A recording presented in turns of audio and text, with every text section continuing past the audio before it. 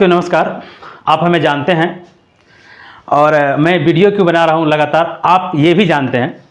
तो आज हम एक विषय पे बात करेंगे कि मैंने अपने YouTube चैनल पे एक और सर्वे लगाया था और उस सर्वे में मैंने ये प्रश्न पूछा था कि कितने लोगों का ऐसा मानना है कि बीपीएससी को एक निष्पक्ष कमेटी बनानी चाहिए थी। मैंने ये सर्वे पूछा था, मैं वो लगा दूंगा स्क्रीन पे, आप देख लीजिएगा। इसमें लगभग 75% लोगों ने 75 is a huge number. Percentage में आप देखेंगे तो 75% एक बड़ा परसेंटेज होता है कि उन्होंने कहा कि बीपीएससी को एक निष्पक्ष कमेटी बनाना चाहिए था। ठीक है, तो बीपीएससी को एक निष्पक्ष कमेटी, 75% लोगों का यह मानना है कि बीपीएससी को एक निष्पक्ष कमेटी बनाना चाहिए था। और आप भी जो मेरा वीडियो, मेरे अभिभावक हैं, भाई हैं, बहन हैं या जो भी दोस्त हैं, आप हमारा वीडियो देखते हैं तो भाई आपको भी, आप अपने दिल पे हाथ रख के पूछिएगा तो आपको भी लगेगा कि नहीं, एक कमेटी तो कम से कम बीपीएससी को कंस्टिट्यूट करना चाहिए था, बनाना चाहिए था। जब 70वीं प्रीलिम्स के टाइम पे आंदोलन हुआ था और पटना हाईकोर्ट में जो केस हुआ था और हाईकोर्ट ने पटना बीपीएससी को, बिहार लोक सेवा आयोग को, आप जजमेंट पढ़े होंगे, मैंने जजमेंट पढ़ा है, उन्होंने डायरेक्शन भी दिया था कि आप एक कमेटी बनाइए, ग्रीवेंस रिड्यूसल सेल बनाइए। तो वो कमेटी, बीपीएससी ने कमेटी बनाई होगी ग्रीवेंस रिड्यूसल सेल के लिए, वो लॉगिन पर आपको दिखेगा। तो जब रिड्यूसल सेल है या नहीं तो कम से कम जहां भी हम सरकार के पास भी कोई शिकायत करते हैं, किसी भी डिपार्टमेंट में कोई शिकायत होता है तो एक कमेटी बनती है ना। तो बीपीएससी के जो चेयरमैन हैं, जो सचिव हैं, जो एग्जाम कंट्रोलर है, तो फरमान जो जारी करते हैं, फरमान, तो एक कमेटी बनाने का फरमान क्यों नहीं जारी किया, ये मेरा सवाल है। ठीक है, कि एक कमेटी बनानी चाहिए थी और हर तथ्यों की जांच तो कम से कम करनी चाहिए ना, कि हाँ, हम जो उत्तर पुस्तिका अवेलेबल कराए या अपने चैनल पे दिखाए, और बहुत सारा एविडेंस है, मैं धीरे धीरे और मैं लीगल एड ले रहा हूँ, आप लोग जानते हैं, मैं न्यायालय की तरफ मूव कर रहा हूँ। ठीक है, तो भाई एक कमेटी आपको बनानी चाहिए थी और उस कमेटी को के द्वारा हर फैक्ट की जांच की जानी चाहिए थी, उसके बाद मुझे सजा दिया जाना चाहिए था। लेकिन मुझे सजा सुना दिया गया, तुगलकी फरमान जारी हो गया। कोई बात नहीं, ठीक है, आपका अधिकार था, आपने किया, कोई दिक्कत नहीं है। लेकिन जो मेरा मांग है कि एक कमेटी बनाने का, तो कमेटी तो आप बनाएंगे ना। और दूसरी बात, यदि तो इसमें इस सर्वे में लगभग 278 लोगों ने भाग लिया। पिछला जो मैंने सर्वे दिखाया था, उस पर जो मैंने वीडियो बनाया था, तो मैं एक दिन का ही उसमें टाइम दिया था, लेकिन इसमें मैंने 4-5 दिन का टाइम दिया। तो उसमें देखिए लोगों की संख्याएं बढ़ी और परसेंटेज लगभग उसी के आसपास है। उसमें 79 था, इसमें 75 है और लगभग 100 लोग अधिक इसमें वोटिंग किए हैं। तो मैं फिर बता दूं कि मेरे चैनल का रीच जहां तक है वहीं तक लोग पहुंचेगा। और दूसरी बात, आप जानते हैं कि कई बार वीडियो को या चीज़ों को रोकने के लिए स्ट्राइक का भी प्रयोग किया जाता है, तो शायद ऐसा भी कुछ हो, इसीलिए मेरा चैनल का रीच थोड़ा कम हो रहा है। कोई दिक्कत, मुझे उससे कोई दिक्कत नहीं है, कम हो अधिक हो, एक लोग देखते, मुझे उससे कोई दिक्कत नहीं है। तो परसेंट मतलब कितने लोग शामिल होते हैं, तो मुझे उस पर है। तो इतने लोगों ने, मेरी चैनल की रीच जहां तक थी उतने लोग शामिल हुए और उसमें 75% लोगों ने माना कि बीपीएससी को एक निष्पक्ष कमेटी बनानी चाहिए थी, तथ्यों की जांच करनी चाहिए थी। और आप भी कमेंट में अपना विचार लिख सकते हैं।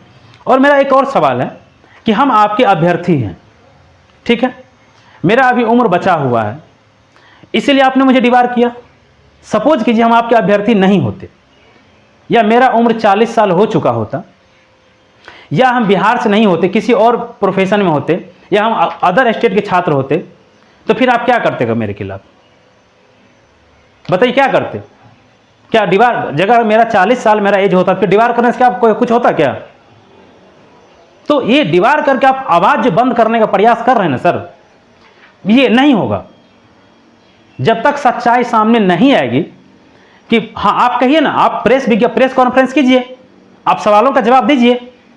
जब 70वीं प्रीलिम से पहले तो आपका पूरा प्रेस कॉन्फ्रेंस चलता था कि इतने परसेंट लड़के इतना नंबर नहीं ले पाया, इतना परसेंट लड़का इतना परसेंट नंबर नहीं ले पाया। तो प्रेस कॉन्फ्रेंस कीजिए ना, सवालों का जवाब दीजिए ना। आपका जो आरटीआई से रिप्लाई आया है, आंसर कैसे चेक किया जाता है, बीपीएससी क्या गाइडलाइन जारी करती है, मैंने पढ़ा है उसको और उम्मीद है कि आप वो जानते होंगे कि आपने गाइडलाइन में खुद क्या लिखा है। तो मुझे तो कमेटी बनाइए ना, आप जांच कीजिए सभी तथ्यों का। हमने जो आपको कॉपी दिया है जिस रोल नंबर का, क्या वो लड़का क्वालिफाई है या नहीं क्वालिफाई है, क्या उन्होंने 1861 जगह 1857 का आंसर लिखा है कि नहीं लिखा है? क्या उन्होंने आर्टिकल 124 में जिला न्यायाधीश की नियुक्ति करवाई है या नहीं करवाया है? तो आप जांच करेंगे ना तथ्यों का। तो मुझे सिर्फ लगा कि इतने % लोगों ने वोटिंग किया है, तो मुझे इस पर अपना विचार रखना चाहिए था। मैं इस पर अपना विचार रखा हूँ। आप जैसा भी मानते हैं आप कमेंट भी कर सकते हैं, और फिर मिलेंगे किसी और वीडियो में किसी और नए फैक्ट के साथ। और दूसरी बात है, एक और मैं बताता हूँ, आप लोगों ने मुंगेकर कमेटी का नाम सुना होगा। ये सफदरजंग हॉस्पिटल का मैटर है, दिल्ली हाईकोर्ट ने यह फैसला दिया था। मैं मुंगेकर कमेटी को लेकर डिटेल वीडियो बनाऊंगा, और आप यदि चाहे तो मुंगेकर कमेटी को जाके पढ़ सकते हैं, उसमें क्या फैसला आया था। कि इसी तरीका से सफदरजंग हॉस्पिटल में मैं बता देता हूं कि लड़कों को किसी एक सब्जेक्ट में 1 या 2 नंबर से फेल किया गया था, और लड़कों ने आरोप लगाया और जांच कमेटी बनी दिल्ली हाईकोर्ट के आदेश पे, तो उन्होंने पाया कि हाँ सच में फेल किया गया था, और फिर सबों को पास किया और 10-10 लाख रुपया मुआवजा भी दिलाया। लेकिन दिक्कत यही है ना कि हम छात्र हैं, पढ़ाई भी करना पड़ता है। अब कोर्ट कचहरी दौरे की पढ़ाई करें। यदि बीपीएससी एक कमेटी बना देता और उस सभी तथ्यों की जांच हो जाती, तो इतना परेशानी मुझे नहीं उठाना पड़ता। अभी देखिए सर्वोच्च न्यायालय का फैसला आया ना, आरक्षण के मामले में फैसला तो आया ना। कोई लड़का उस रिजल्ट को चैलेंज किया, अगर वो लड़का उस रिजल्ट को चैलेंज नहीं करता तो फैसला आया ना। अगर वहीं पे आयोग उन लड़के के बात को मान लिया होता तो फिर उनको सुप्रीम कोर्ट तक केस नहीं लड़ना पड़ता, जो संशोधित रिजल्ट दोबारा जारी किया है। तो चलिए वो आरक्षण का इशू था, लेकिन यहां भी तो फैक्ट का इशू, तथ्य का इशू है कि भाई जो आप जांच कीजिए ना, कमेटी बनाइए, और उसके बाद आप देखिए कि हाँ हमने जो कॉपी उपलब्ध कराया है क्या वो गलत उपलब्ध कराया है, उसके बाद मुझे सजा सुनाइए ना।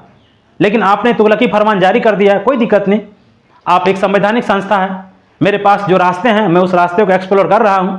लेकिन यदि आप जब तक आप कमेटी नहीं बनाएंगे और जब तक आप जांच रिपोर्ट प्रकाशित नहीं करेंगे, तब तक हम ये बात कहेंगे कि 70वीं बीपीएससी में धांधली हुआ था।